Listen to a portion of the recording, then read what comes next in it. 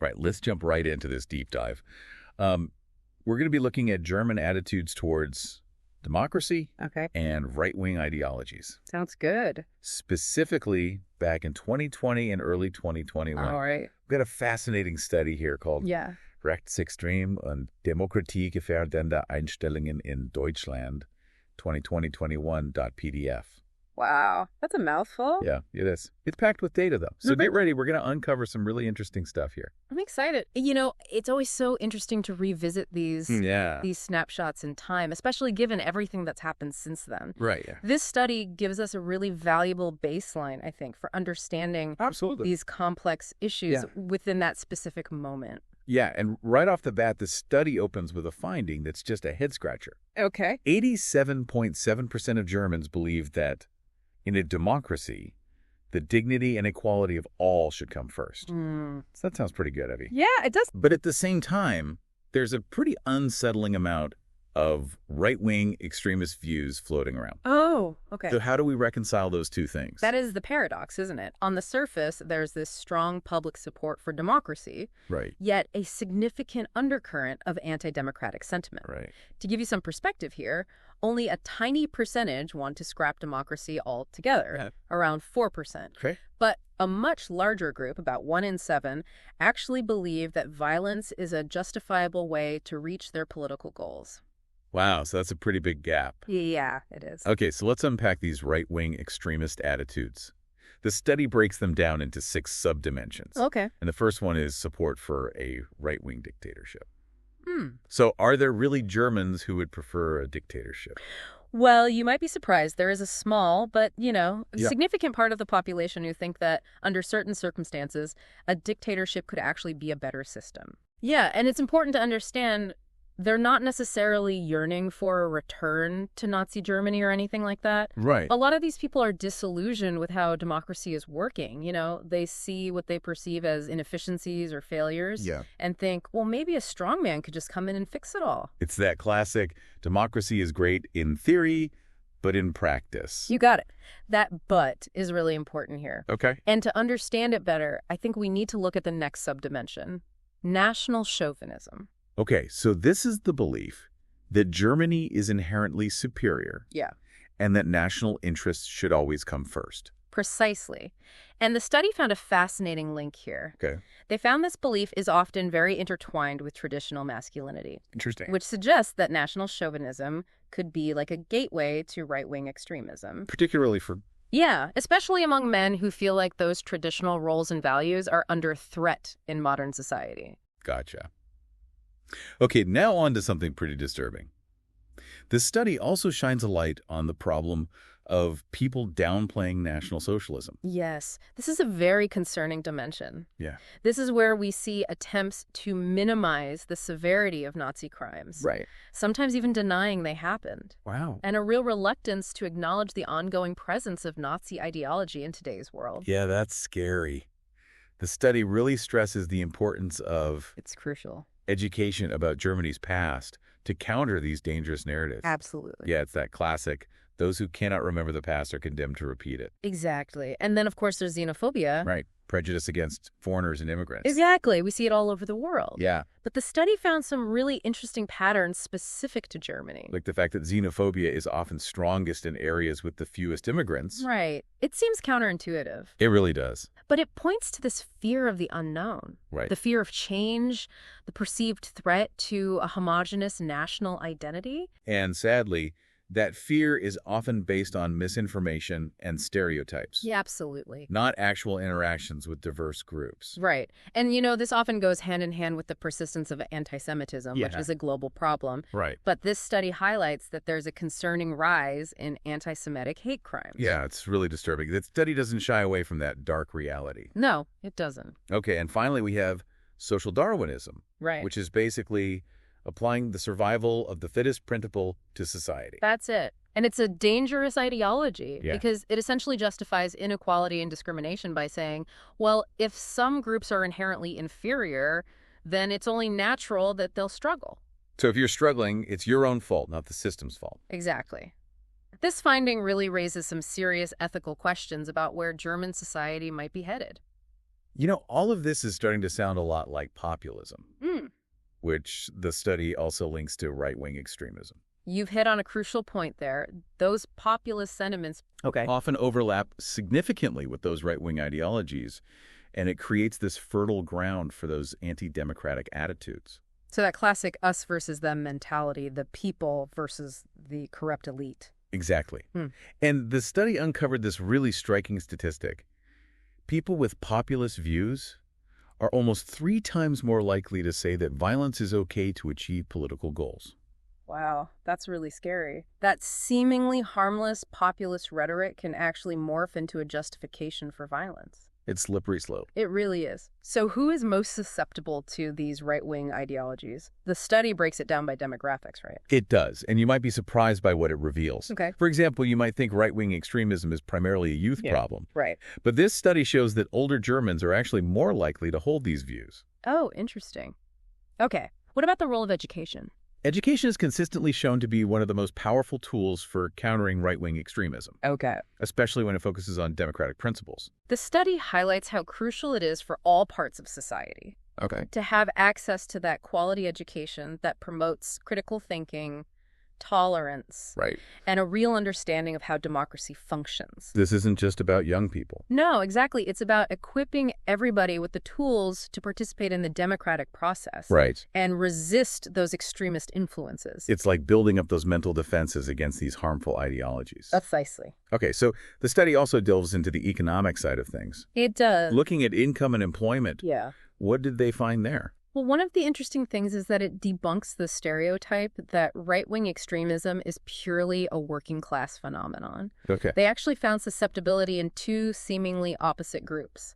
The precariat, those stuck in unstable jobs, facing financial hardship, Right. but also the self-employed who often feel overburdened by regulations and taxes. So it's not so much about economic class as it is about feeling disenfranchised or left behind by the system. You got it. It's about that sense of alienation. Right. And then there's the regional aspects Yeah. we touched on earlier. Yeah. Remember that counterintuitive finding that xenophobia being higher in areas with fewer immigrants? Yes. Well, the study found a similar pattern with support for right-wing extremism and the AfD party, often higher in those areas with fewer foreigners, suggesting that the fear of the unknown Right. and those perceived threats to a homogenous identity are powerful drivers. They are. It's that we don't want what we haven't experienced mentality, Right. but it's based on fear, not reality. Exactly. Okay, so we've been focusing on right-wing extremism, but the study explores this broader concept Yes. called Gruppenbesserung und Menschenfeindlichkeit. That's a mouthful. It is, but it essentially means group-focused enmity, or GMF for short. Okay.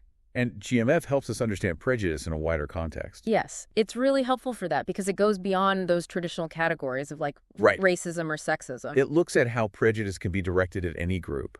Yeah. Exactly. Based on any perceived difference. Right. So we're talking prejudice against immigrants, religious minorities, LGBTQ plus individuals, people with disabilities, really any group seen as other. Any group that doesn't fit that perceived norm. So it's not just about right-wing extremism. No. It's a broader societal tendency towards prejudice. Exactly. And one really thought-provoking finding from the study Okay. was that accepting diversity Okay. was more strongly correlated with social cohesion than the perception of a threatened national identity. So embracing diversity can actually strengthen society It can. instead of weakening it. Yeah. That's really powerful. It is. Okay, we can't talk about 2020 and early 2021 without talking about the COVID-19 pandemic. Right. How did that factor into all of this? Well, the pandemic, unfortunately, had a big impact, Yeah. exacerbating these social divisions Right. that were already present, and it really became a breeding ground for those conspiracy theories. The study points to the rise of those corona denial protests, right? Those became a hotbed for those extremist groups. Absolutely. Those protests became a focal point for this whole spectrum of grievances and ideologies. Yeah, it wasn't just about disagreeing with lockdowns or masks. No, not at all. It became this melting pot for Right. all sorts of different views. You had right-wing extremists, conspiracy theorists, anti-vaxxers. Yeah. They all found common ground in their opposition to the government's pandemic response. And a lot of these protests turned violent. They did. with clashes with police, attacks on journalists, Yeah. even assaults on medical workers. It's a chilling example of how that online anger can spill over into the real world. It really is. Yeah. And what's concerning is that the study found that these protests drew people from a much wider range of backgrounds Yes. than you'd typically see in those traditional right-wing extremist movements. That's right. So the pandemic actually expanded the pool of potential recruits for these groups. That's what the data suggests. That's really disturbing. Yeah. But thankfully, the study doesn't just highlight problems. It explores potential solutions, It does. like this idea of mentalization, Yes. which we've touched on before. Mentalization. That's the ability to understand your own mental state and the mental states of others. Right. To step outside of your own perspective. You can almost say it's the opposite of the black and white thinking we see in those extremist ideologies. Exactly. And what's remarkable is that the study found a negative correlation between someone's ability to mentalize Okay. and how susceptible they are to those anti-democratic, populist, and extremist views. So the better you are at understanding other people's perspectives Yeah. and motivations, the less likely you are to fall for these ideologies. That's right, like having a built-in BS detector. Okay, so how do we cultivate this ability? Is mentalization something that can be learned and taught? That's the million-dollar question. The study doesn't offer a definitive answer, but it does point to certain types of education and interventions that could be effective. Like what? Well, programs that encourage empathy, critical thinking, perspective taking. Like those exercises where you try to see an issue from someone else's point of view. Exactly. Those are great for building those mentalization muscles. Even if you disagree with them completely. Exactly. And the study also highlights the potential role of therapy and counseling in helping people develop these skills. So it's about approaching mentalization as a vital life skill. It is. Right up there with critical thinking and media literacy. Absolutely. Well, we've covered a lot of ground here in the first part of our deep dive. We've explored this complex landscape of German attitudes towards democracy, We have. delved into that worrisome presence of those right-wing extremist views, Yeah. and even touched upon the pandemic's impact on these trends. It's been a fascinating discussion so far. It really has. Yeah, it has been. And, we've also uncovered some potential solutions. Right, because this isn't just about highlighting problems. It's about finding answers. Exactly. So before we move on, I want to circle back to populism for a second. Okay. The way this study measures it is really interesting. It is, they've captured that us versus them dynamic so well. Right. It's not just about disagreeing with the government. Right, It's yeah. deeper than that. There's this core belief that the people are inherently good and pure, Right. while the elites are corrupt and out of touch. So it's not about policies as Mhm. much as it is about this gut feeling, this emotional and moral divide. Exactly. And what's interesting is that the study found this can cut across traditional political lines. You see these populist views on both the left and the right. So that distrust of authority becomes the common thread. Exactly. And that's what makes it so powerful. Right. Because it can be attached to all sorts of causes. Right. The study highlights how populism often latches onto those hot-button issues and Okay. gives them a very specific spin. Can you give me an example of that? Sure, think about something like climate change. Okay. Instead of grappling with that complex science, Right. a populist approach might frame it as a conspiracy by those elites to control the population. Right. Or take immigration. Okay. Instead of having these nuanced discussions about integration or economic impact, Right. it becomes about them coming to take over our country. So it's about simplifying these complex issues, turning them into these emotionally charged narratives that play on people's fears. Exactly. Mhm. And the study found that in Germany, those issues like globalization, Right. migration, the rise of technology, even the COVID-19 pandemic, they've all become these prime targets for this kind of populist framing. It's like they're fighting those pressure points and then just turning up the heat. Right. And what the study goes on to show is how closely this populist worldview aligns with those right-wing extremist attitudes we were talking about. It makes sense. If you already believe that the system is rigged against you, it's not a huge leap to start justifying more extreme measures to fix it. Exactly. And the study backs this up with some pretty compelling evidence. Like what? Well, when they looked at these specific right-wing extremist attitudes, they found a strong correlation Okay. with those populist sentiments. So people who held those populist views Yes. were more likely to. They were more likely to support a right-wing dictatorship, express that national chauvinism, downplay the horrors of National Socialism, endorse xenophobia, harbor anti-Semitic beliefs, and even subscribe to that social Darwinism. That's a pretty damning list. It is. Yeah. And if we zoom out, look at the bigger picture. Yeah. It raises some serious concerns about how this kind of populist rhetoric can pave the way for dangerous ideologies to become normalized. Okay, so we've got this combustible mix of populism and right-wing extremism simmering away. Yeah. And then the study adds another layer by looking at how the COVID-19 pandemic impacted all of this. Right. And it's not a pretty picture. The pandemic really acted like an accelerant, you know? It amplified all these existing anxieties and created this perfect storm for conspiracy theories to take root and spread. The study highlights how those restrictions, the economic fallout, the uncertainty surrounding the virus itself, it all fueled that sense of fear and distrust, which extremists were then able to exploit. Absolutely. And you have to remember, this study was conducted Yeah. before vaccines were widely available. Right. So you can imagine how that just added another layer of complexity and fueled even more of those conspiracy theories. It was the perfect recipe for social unrest. Sadly, yes.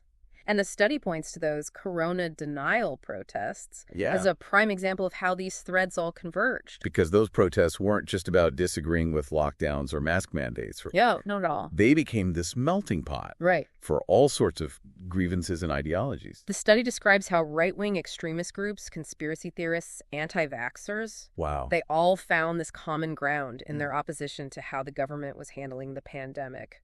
And a lot of these protests actually turned violent, didn't they? They did. There were numerous incidents of clashes with police, attacks on journalists, even assaults on medical professionals. It's a chilling example of how that online rage can spill over into the offline world. It really is. And what's particularly concerning is that the study observed that these protests attracted a much wider range of people than those traditional right-wing extremist movements. If you're saying that they reached people who might never have been exposed to these ideologies before. Exactly. It seems like the pandemic, in a way, broadened the pool of potential recruits. Okay. For those extremist groups. That's a sobering thought. Yeah. But let's shift gears and focus on some potential solutions. Yeah. The study talks about mentalization. Yes, mentalization. Which we've touched on earlier. Right, that crucial ability to understand your own mental state. Right. And the mental states of others. It's almost the opposite of that black and white thinking. It is. That's so common in those extremist ideologies. Exactly. And what's remarkable is that the study found a negative correlation between someone's ability to mentalize and how susceptible they are to those anti-democratic, populist, and extremist views. So the better you are at understanding other people's perspectives and motivations, the less likely you are to fall for those ideologies. Yeah, that's exactly it. It's like having that built-in BS detector. Right. Okay, but how do we actually cultivate this ability? Can mentalization be learned and taught? That's the question, isn't it?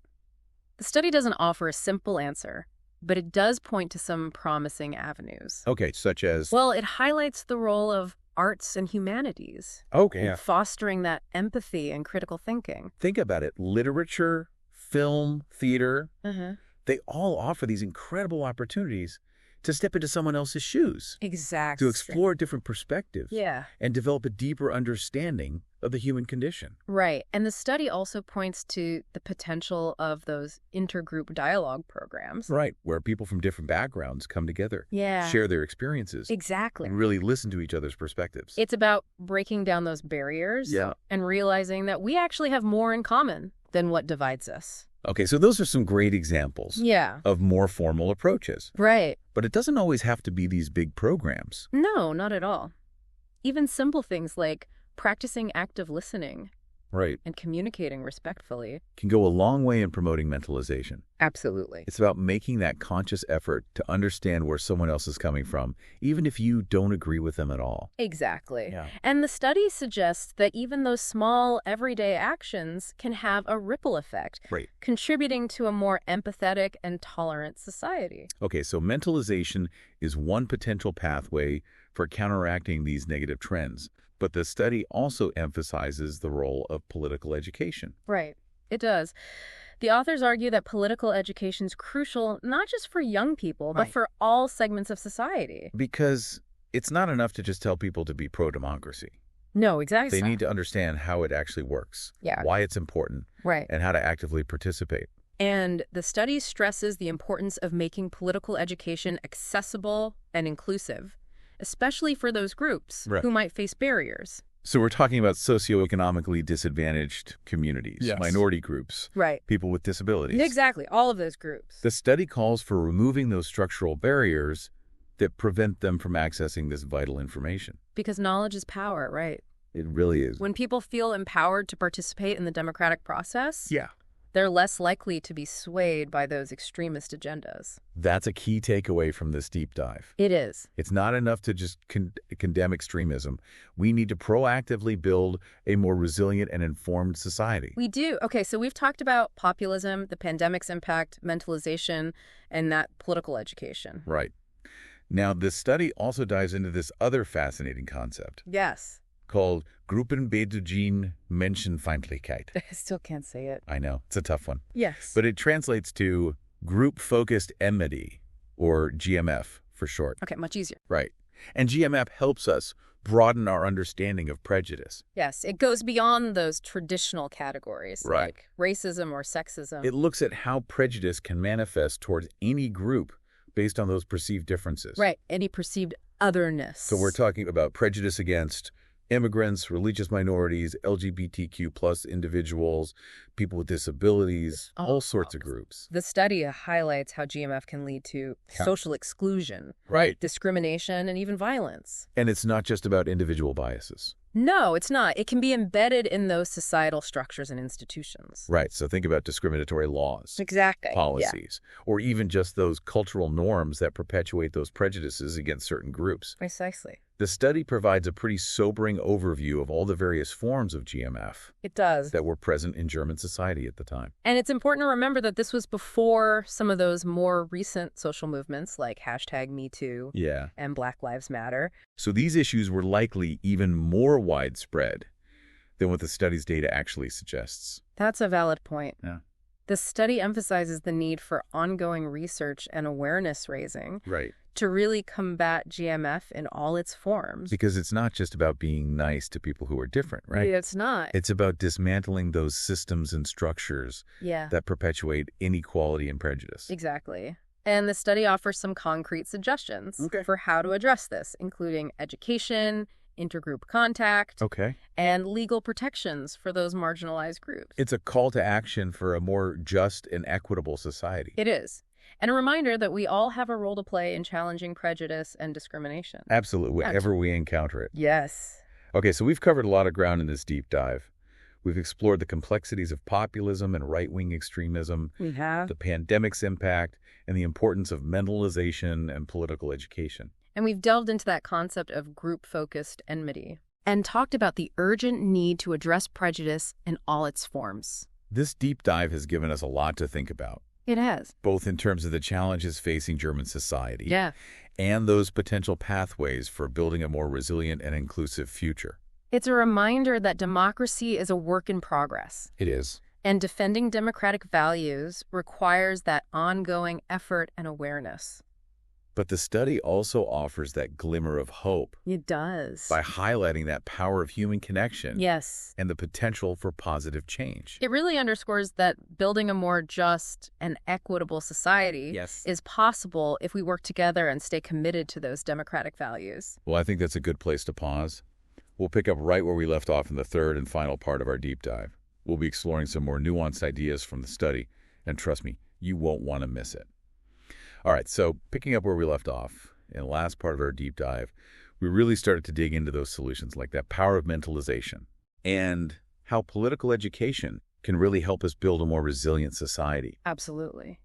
But this study goes even deeper than that, exploring some fascinating connections between those big societal trends and individual psychology. It does, and that's what I find so compelling about this research. You know, it's not just about those statistics and demographics. It gets into those underlying psychological factors that make people susceptible to those ideologies. It's about understanding the why behind those trends. Exactly. And one of those key factors, as we've touched on, is mentalization, that capacity for empathy and perspective taking. Right. It seems like such a simple concept, but this study suggests it plays a huge role in shaping our political attitudes. It really does. And the study goes beyond just defining it. Yeah. It explores how this ability actually plays out in the real world, Okay. specifically how it interacts with those democratic values and shapes those political views. So give me some concrete examples. Okay. How does mentalization actually act as a safeguard against extremism? Well, one of the interesting findings is that people who are good at mentalizing Yeah. tend to have a stronger sense of political efficacy, Okay. meaning they believe that their actions can actually make a difference in the political process. So they're less likely to feel powerless or alienated from the system. Exactly. They have that sense of agency, Yeah. and hope even when facing challenges. Like they have that sense of, I can actually do something about this. Exactly. And that's crucial because those extremist ideologies, they often prey on those feelings of hopelessness and resentment. Right. They offer those simplistic solutions that appeal to people who feel like the system has failed them. The study also found a connection between mentalization and trust in democratic institutions. Yes, absolutely. So people who are better at mentalizing tend to have more faith in the system, even if they don't agree with every single policy. Right. They understand that democracy is complex, it's messy, Yeah. and they're less likely to buy into those easy us versus them narratives. Right. They can see the bigger picture. They understand that compromise and collaboration are a part of the process. Exactly. And what's even more interesting Yeah. is that the study found a connection between mentalization and the ability to tolerate dissenting viewpoints. So meaning they can engage with people who have different opinions without feeling personally attacked or threatened. Yes, exactly. Yeah. And that's such a vital skill in any diverse society. It is. Mentalization allows for that respectful dialogue and debate, Right. which are essential for finding common ground Right. and resolving conflict peacefully. It's the opposite of that echo chamber mentality, It is. where people just surround themselves with like-minded views Right.